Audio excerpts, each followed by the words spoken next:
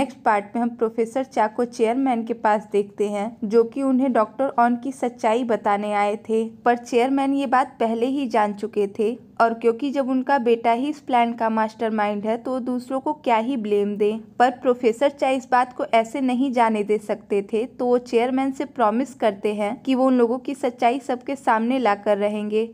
पर अब चेयरमैन को इन सब बातों की कोई चिंता नहीं थी। वो तो बस इतना चाहते थे कि जब तक वो जिंदा हैं मज़े से अपना गेम खेलें।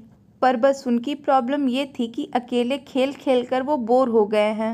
खैर फिर प्रोफेसर चा फुल कॉन्फिडेंस में ईना, मीना और डीका के पास आते हैं और उन लोगों से उन्हें प्रो घोस्ट बनने की टेक्निक सिखाने को कहते हैं। तो ये सुन वो लोग भी हैरान होते हैं कि अचानक से कैसे। लेकिन फिर डीका उन्हें हॉस्पिटल के स्नैक्स स्टोर में लेकर आता है और उन्हें बताता है कि एक कोमा घोस्ट होने के नाते वो लोग जिंदा चीजों के आर पार तो जा सकते हैं, पर किसी निर्जीव चीज के नहीं। तो ऐसे में हम उन चीजों को पकड़ सकते हैं और उन्हें खा पी भी सकते हैं। और अच्छी बात यह है कि इससे इंसानों की दुनिया पे कोई फर्क भी नहीं पड़ेगा, मतलब कि वो चीज अपनी जगह से हिलेगी भी नहीं। और इसे हम ऐसे समझ सकते हैं कि मान लीजिए दो दुनिया है, एक जिंदा लोगों की दुनिया और दूसरी मरे लोगों की दुनिया।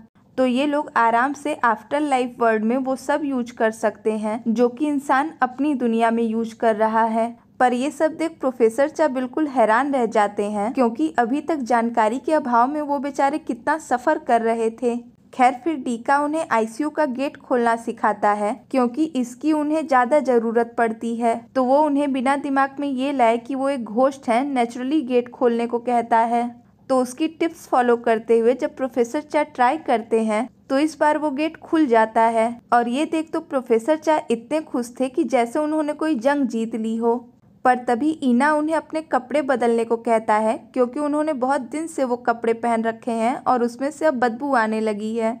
बट द फैक्ट इज कि घोस्ट से स्मेल नहीं आती। तो ईना उन्हें टॉन्ट मारते हुए कहता है कि शायद उनके कैरेक्टर से स्मेल आ रही है। पर बात को संभालते हुए डीका प्रोफेसर चा से कहता है कि जब आप जिंदा थे तो कितना स्टाइलिश तरीके से रहा करते थे, और उस समय उनके ड्रेसिंग सेंस और लुक की तो मीना भी दीवानी थी। लेकिन प्रोफेसर चा उन लोगों की बात को करेक्ट करते हैं कि अभी भी वो जिंदा ही हैं। और फिर हमें यहाँ पता चलता है कि जब एक घोस्ट को कपड़े चेंज करना होता है तो वो सबसे पहले ऐसे आदमी को खोजता है जिसने कि उसके हिसाब के कपड़े पहन रखे हों, और फिर वो उन कपड़ों का आफ्टर लाइफ वर्जन खुद पहन लेता है।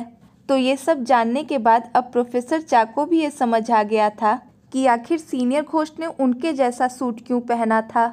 लेकिन अब जो आखिरी चीज उन्हें सीखनी थी वो थी किसी को थप्पड़ घूंसे मारने की टेक्निक। और क्यों, ये तो हम समझ ही सकते हैं। पर अफसोस कि घोस्ट के लिए ऐसी कोई टेक्निक नहीं थी।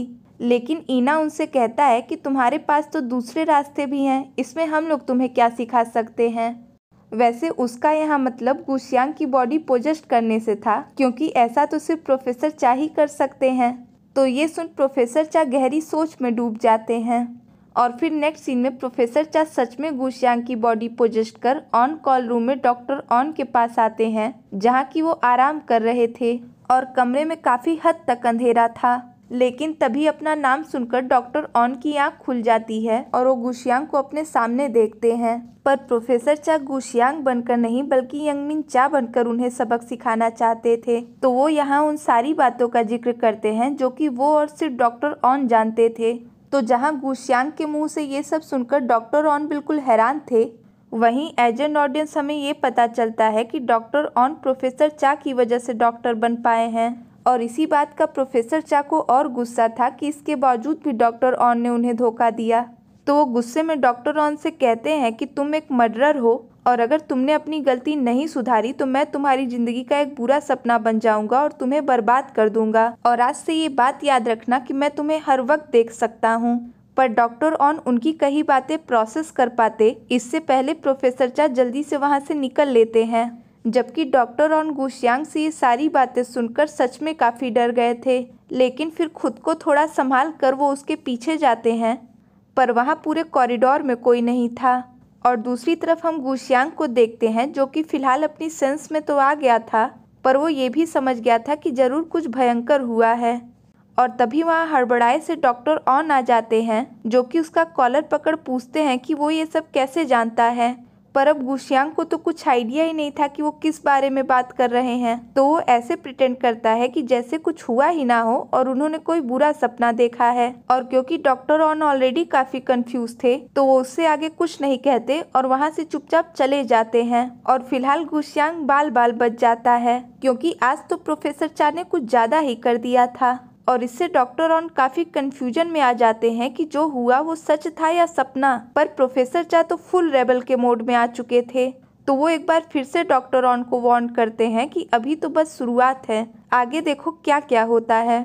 खैर वहीं दूसरी तरफ गुशियांग फिर से सीसीटीवी फुटेज चेक करने आता है और जो कुछ भी हुआ वो सब देख तो बेचारे को फिर से एम्बैरेस होना पड़ता है। पर अब वो कर भी क्या सकता था सिवाय उस फुटेज को डिलीट कराने के। तो एक बार फिर से वो अपने नाम का यूज करते हुए वो फुटेज डिलीट करवा देता है। और उसके जाने के बाद डॉक्टर ऑन वहां आते हैं जो कि फुटेज देख बिल्कुल हैरान रह गए थे क्योंकि उनके अलावा वहां पर कोई नहीं था। तो ये देख डॉक्टर ऑन घबरा जाते हैं कि आखिर ऐसा कैसे हो सकता है। वैसे वहां का स्टाफ मेंबर तो सब जानता था पर वो अपनी जुबान बंद ही रखता है। खैर इधर गुशियांग को प्रोफेसर चा पर गुस्सा आ रहा था क्योंकि एक तो वो उसकी गाड़ी छोड़ाए और अपनी इन हरकतों से उसे रोज ही कोई न कोई मुसीबत में डाल देते हैं सो अलग। लेकिन प्रोफेसर चा भी उसके पीछे पीछे ही आ रहे थे तो उसे अपनी गाड़ी खो जाने के लिए अभी तक नाराज देख वो उसकी गाड़ी को खोजने का डिसाइड करते हैं। और एक बार फिर से गुशियांग की बॉडी को पोजेस्ट कर वो उसकी दूसरी गाड़ी में उसकी पहली गाड़ी खोजने निकल जाते हैं। और इस बार वो भीड़ में काफी बच कर चल रहे थे क्योंकि अगर लास्ट टाइम की तरह उन्हें फिर से धक्का लगा तो लेने के देने पड़ जाएंगे। तो इसी तरह बचते बचाते वो अपने फ्लैट पर आते हैं क्योंकि वो बहुत टाइम से अपने बच्चे मांदू से नहीं मिले थे। पर अंदर आकर उन्हें उनका बच्चा मांदू कहीं नहीं दिखता तो वो बिल्कुल परेशान हो जाते हैं। लेकिन थोड़ी देर बाद हम गुशियांग यानी प्रोफेसर चा को अपना सामान पैक करके बाहर आते हुए देखते हैं।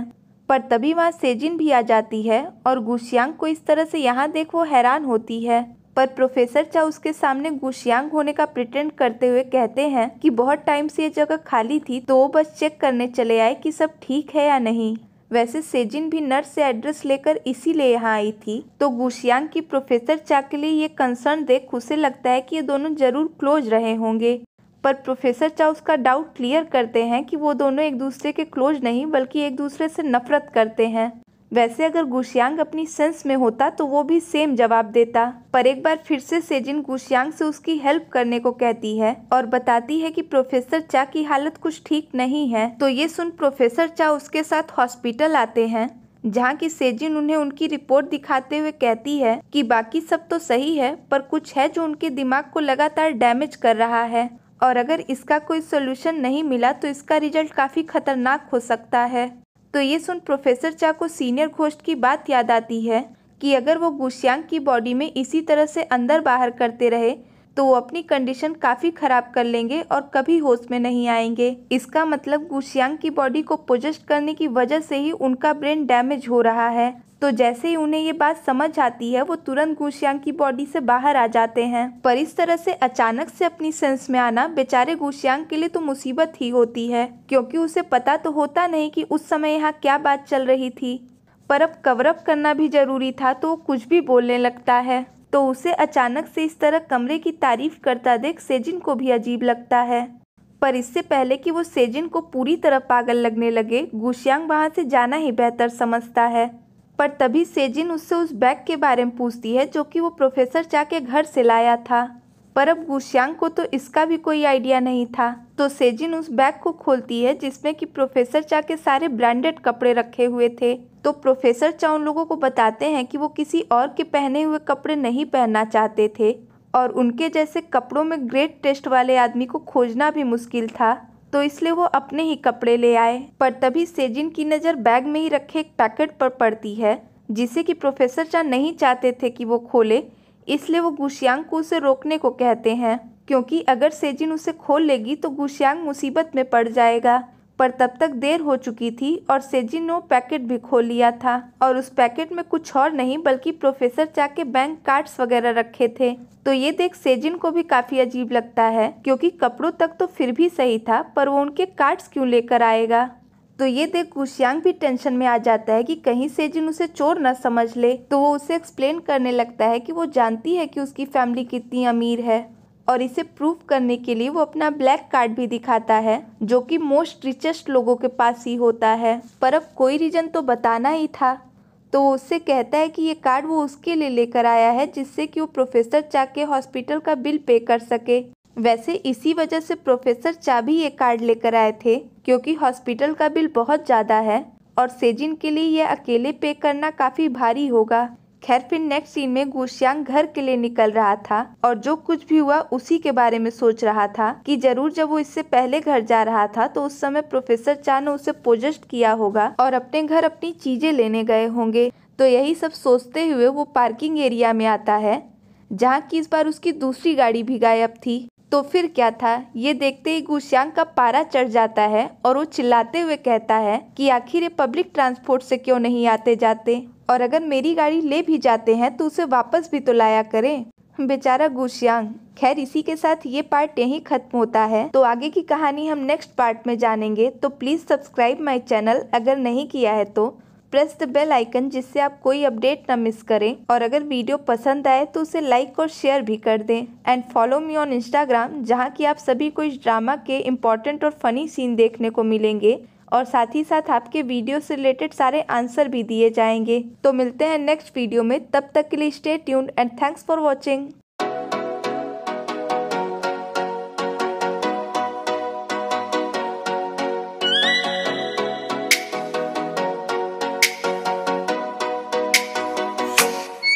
Oh, let me up with a bright smile on.